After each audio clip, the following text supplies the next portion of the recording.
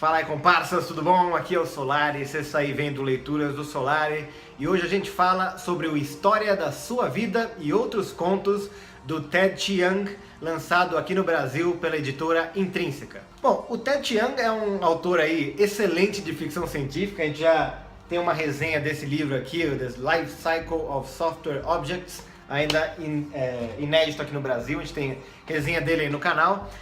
E recentemente um dos livros dessa coletânea aí de contos, esse História da Sua Vida e Outros Contos, foi adaptado ao cinema no filme A Chegada aí, com a Amy Poehler. Filme muito legal aí, sobre primeiros contatos aí com alienígenas, sobre uma linguista tentando decifrar uma linguagem alienígena e surpreendentemente fiel ao livro, né? Ted Chiang é um autor, ou acho que a pronúncia certa em chinês seria Ted Chiang, né?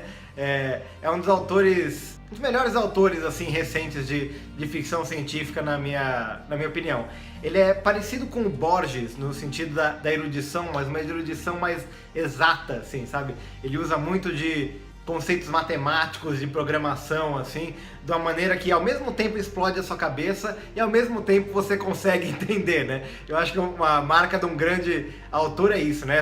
Transformar uma ideia complexa em algo simples, assim, que é muito mais difícil do que simplesmente fazer uma coisa hermética e difícil de ser compreendida. Bom, é uma coletânea de contos, eu vou falar aí um pouquinho de cada um, vou evitar spoilers aqui, porque esse livro vale a pena ser lido assim. Como eu falei, tem uma edição da Intrínseca aí lançada no final do ano, com essa capa aí do filme do A Chegada, mas são assim, contos excelentes de ficção científica, assim, todos eles, né? O primeiro é o Torre da Babilônia, que eu diria que é uma espécie de ficção científica babilônica. Me lembrou um pouco o livro Celestial Matters, do Richard Garfinkel, que também tem resenha aqui no canal, no sentido que é uma ficção científica não da nossa ciência, né, mas de como era a ciência e como era a visão de mundo dos babilônios. Então é uma repensada ali na história bíblica da construção da Torre da Babilônia, mas de uma maneira criada de uma forma que leva a um deslumbramento muito grande, né, como ele começa a descrever como é essa torre criada aí para chegar aos céus, né. É uma torre que se acompanha o ponto de vista de um minerador, né, que ele foi chamado para ir lá fazer um buraco no céu, porque a torre, eles estão construindo lá há incontáveis anos, finalmente chegou no céu e tem um teto ali, e esse cara está sendo chamado para minerar ali o céu. Só que a subida da torre leva 4 meses, assim, é uma viagem inteira, assim, e é incrível como vai ganhando essas dimensões, assim, né? Conforme vai subindo. Muitas pessoas viveram a vida inteira na torre ali. Quanto mais alto da torre, mais as pessoas querem estar, porque estariam mais perto de Deus ali, né? E assim, conforme ele vai subindo, ele vai passando por estrelas, ele passa pelo sol embaixo. Porque como eu falei, tem essa visão de mundo babilônica, assim, né? De que você vai indo no céu, as estrelas começam a passar do lado da torre, assim, até que ele chega no céu em si. Enfim, acontece uma reviravolta aí que eu não vou falar, mas acaba sendo uma metáfora muito interessante aí sobre a busca espiritual em geral. O segundo conto é o Understand. Na minha opinião, a melhor história dessas de um cara que fica super inteligente, né? A gente tem uns filmes recentemente sobre isso, tem aquele Sem Limites, né? Limitless, tem o filme Lucy com a Scarlett Johansson. Esse Understand eu acho que é a melhor história assim, de super inteligência, porque vai acompanhando uma crescente abstração do personagem aí, que vai ganhando super inteligência. Ele começa até a entender que ele está sendo testado, ele começa a se fingir de mais burro para as pessoas não perceberem que ele está super inteligente, o governo não pegar ele. E ele vai entrando numa abstração que parece sem fim, assim. E chega uma hora que eles entram nos projetos, por exemplo, ele tá tendo pensamentos que a linguagem humana não pode conceber, assim. Então ele está criando uma linguagem para poder continuar fazendo os pensamentos dele, que a essas alturas são completamente incompreensíveis para o ser humano, né? Até que ele começa a pensar que ele precisa de mais processamento neural, assim, né? É muito interessante essa ideia da inteligência como um gás, assim, né? Que quer se espalhar por todo o espaço disponível, assim, e parece que está preso na cabeça e a cabeça não é grande o bastante, assim. Enfim, um conto excelente nesse sentido, e acho muito legal esses contos assim sobre personagens mais inteligentes do que o autor, né? Eu sempre acho fascinante isso, porque se é mais inteligente que você, como que você vai escrever sobre ele, né? Mas eu acho que o Ted Chiang fez fez de uma forma fascinante, assim, com as implicações reais de uma inteligência, que é algo que eu sinto falta nesses filmes que eu mencionei. Por exemplo, o Limitless, o cara simplesmente fica ricão, fica um playboy, yuppie, assim, mas eu fico pensando se você fica realmente muito inteligente, você consegue até se separar das vontades humanas, né? Essas coisas começam a ficar mundanas pra você e você vai querer outras coisas em vez de ter um carrão e uma casa grande, né? O próximo é o Division by Zero, que é sobre uma matemática que encontra um problema fundamental na aritmética, né? Bota a gente muito para pensar nessa coisa que as nossas ciências são...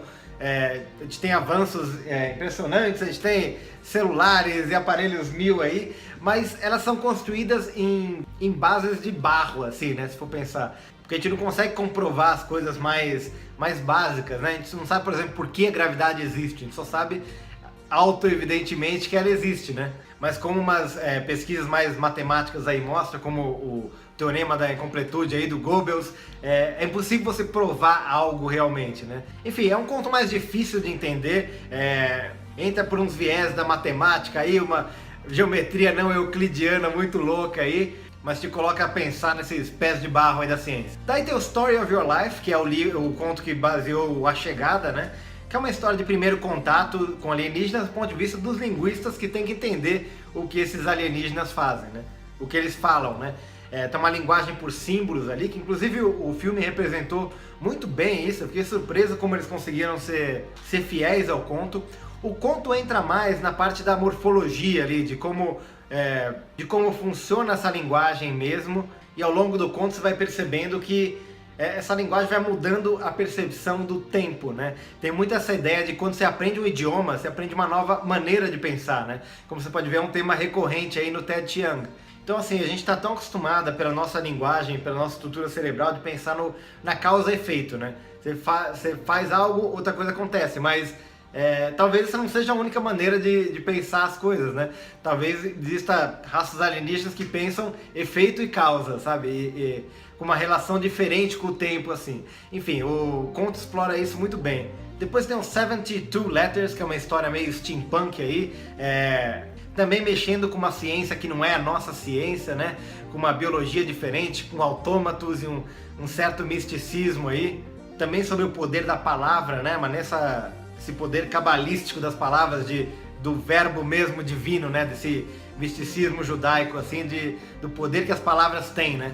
O próximo é o The Evolution of Human Science, que é uma espécie de formato de artigo falando de como a ciência humana mudaria ou mudou, né, depois que a inteligência artificial mais avançada que a nossa apareceu. Então levanta uma questão muito interessante, né? Essa coisa que eu falei, como você escreve um personagem mais inteligente do que você próprio.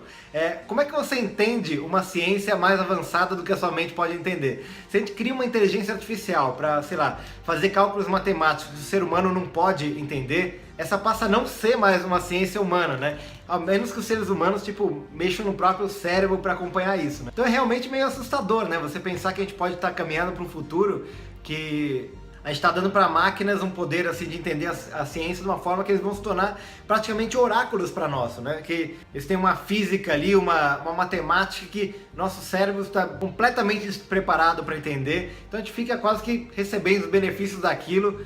E entra naquela coisa, né? Quem que manda em quem daí, né? Será que a gente manda nas máquinas que criam essa ciência que a gente não pode controlar? Ou será que aí passa as máquinas a controlarem a gente? O próximo é o Hell is the Absence of God, que é uma releitura do livro de Jó, num mundo onde, assim, visitações de anjos, assim, acontecem, tipo o mundo contemporâneo nosso, só que eles são tipo cataclismas, assim, né? Aparece um anjo, destrói tudo, morre um monte de gente, eles têm grupos de ajuda, assim, de sobreviventes dessas visitações de anjo. Então aborda muito, assim, como seria a religiosidade nesse mundo, assim, de anjos reais, com paraíso e infernos reais, assim, que as pessoas podem ver. Uma visão muito interessante do inferno, por sinal, que é simplesmente a ausência de Deus.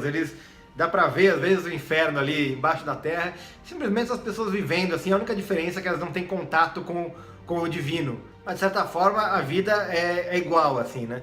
Acompanha um protagonista aí que perdeu a mulher dele num essas visitações cataclísmicas aí, e ele tá com uma crise de consciência que ele não consegue amar Deus, então ele sabe que ele vai pro inferno, mas ele quer ir pro paraíso só pra ver a mulher dele, porque ele ama muito ela.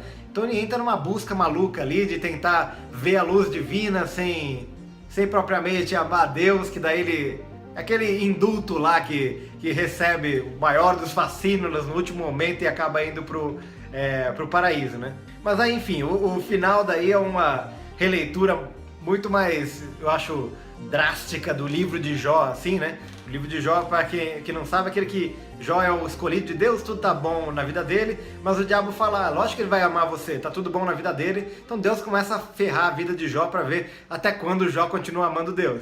E o que chega, assim, às últimas consequências nesse conto, Hell is the Absence of God. Que eu não vou falar por quê, porque é um baita spoiler aí. E o último conto é o Liking What You See, a Documentary, que é um formato de roteiro de documentário de uma nova tecnologia chamada Caliognostia, que tira a capacidade do ser humano de se deslumbrar com a beleza física de outros. Não é que você não sabe quem é bom, quem é bonito, quem não é bonito. Você ainda tem a capacidade de perceber isso, mas você não se perde esteticamente. Sabe aquela coisa de conseguir falar com uma pessoa que é absurdamente bonita, assim? Isso a Caliognostia tiraria, né?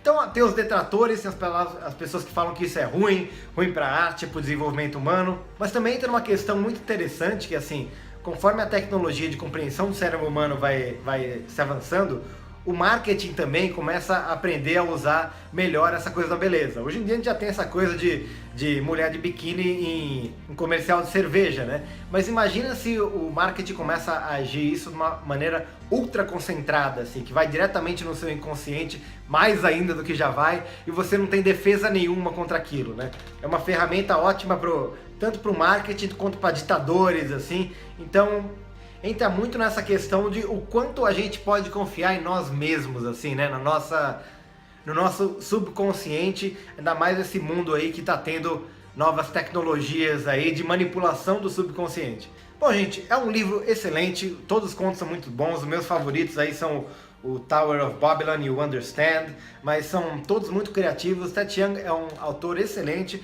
vale muito a pena, comprem esse livro aí, que ainda bem que saiu aqui no Brasil. É um autor assim que eu achava criminoso não ter aqui no Brasil, mas saiu para a Intrínseca. Se puderem, leiam também o Life Cycle of Software Objects, em inglês, infelizmente só tem ele. Então é isso, gostou do vídeo aí? Dá um like, favorita, assina o canal, avisa as pessoas. Eu sou o Solari e vou ficando por aqui. Aquele abração aí para vocês.